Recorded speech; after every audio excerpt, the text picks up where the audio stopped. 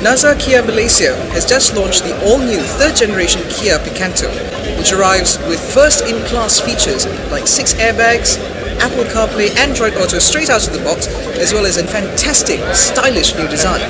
At 49,888 ringgit on the road, the Kia Picanto has everything it takes to be Malaysia's next A-segment darling.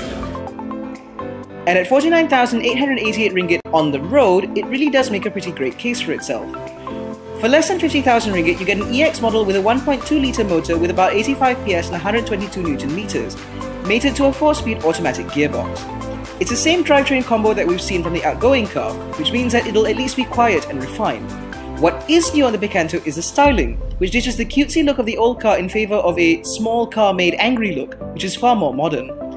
There are LED daytime running lights with LED indicators, LED tail lights, 6 airbags, 4 disc brakes, vehicle stability control, hill start assist, 6 speakers, and a new 7-inch floating infotainment screen that comes as standard with Apple CarPlay and Android Auto. All of that for less than a top-spec Proto Myvi. It's highly impressive how NAZA has managed to package the Picanto, and we can't wait to bring you a full review real soon.